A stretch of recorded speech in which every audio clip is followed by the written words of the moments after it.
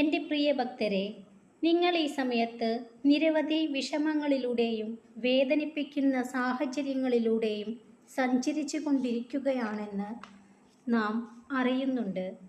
അതിൻ്റെ പ്രധാന കാരണം നിങ്ങൾക്ക് അത്രയും വേണ്ടപ്പെട്ട ഒരാൾ നിങ്ങളിൽ നിന്ന് അകന്നു പോയിരിക്കുന്നു. ആ അകൽച്ച നിങ്ങൾക്ക് താങ്ങാവുന്നതിലും അപ്പുറമായിരിക്കുന്നു.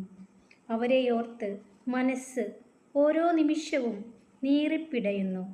എന്നാൽ എൻ്റെ പ്രിയപ്പെട്ട ഭക്തർ, ഇത് അറിയുക, നിങ്ങൾ അത്രയും ആഗ്രഹിക്കുന്ന പക്ഷം നിങ്ങളിൽ നിന്ന് അകന്നു പോയതെന്തും നിങ്ങളിലേക്ക് തിരിച്ചു വരിക തന്നെ ചെയ്യും. ഇതെല്ലാം സമയമാകുമ്പോൾ സംഭവിക്കും.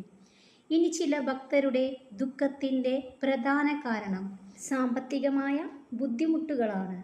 കടബാധ്യതകളും മക്കളുടെ ഭാവിയെക്കുറിച്ചുള്ള ആശങ്കകളും ഒരു ജോലി ലഭിക്കാത്തതിലുള്ള വിഷമവും.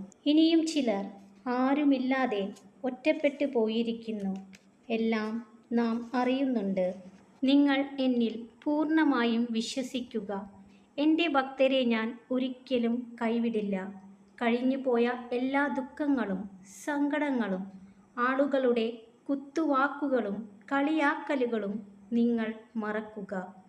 നാം നിങ്ങളിൽ എൻ്റെ അനുഗ്രഹം ചൊരിഞ്ഞിരിക്കുന്നു.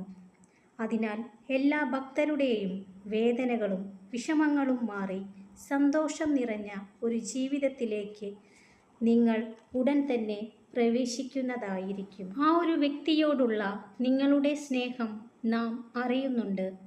നിങ്ങൾക്ക് സ്വന്തമാണെന്ന് കരുതുന്നവ, അവയെ നിങ്ങൾ സ്വതന്ത്രമാക്കി വിടുക. അത് നിങ്ങളിലേക്ക് തന്നെ മടങ്ങി വന്നാൽ അത് നിങ്ങളുടേത് മാത്രമാണെന്ന് മനസ്സിലാക്കുക. മടങ്ങി വന്നില്ലെങ്കിൽ അത് മറ്റൊരാൾക്ക് അവകാശപ്പെട്ടതാണെന്നും തിരിച്ചറിയുക. നിങ്ങളുടെ ജീവിതത്തിലെ ഒരു ചീത്ത അധ്യായം കഴിഞ്ഞു എന്ന് വിചാരിക്കുക.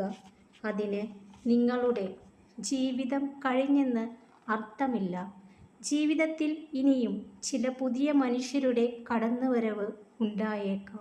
നഷ്ടപ്പെട്ടതിന് പകരമാവില്ല, എങ്കിലും ചിലപ്പോൾ അതിലും മികച്ചത് ആകാമല്ലോ. പ്രിയഭക്തർ, എല്ലാവരെയും സ്നേഹിക്കുക. എന്നാൽ നിങ്ങളുടെ ഹൃദയത്തെ ദുർവിനിയോഗം ചെയ്യാൻ ആരെയും അനുവദിക്കാതിരിക്കുക.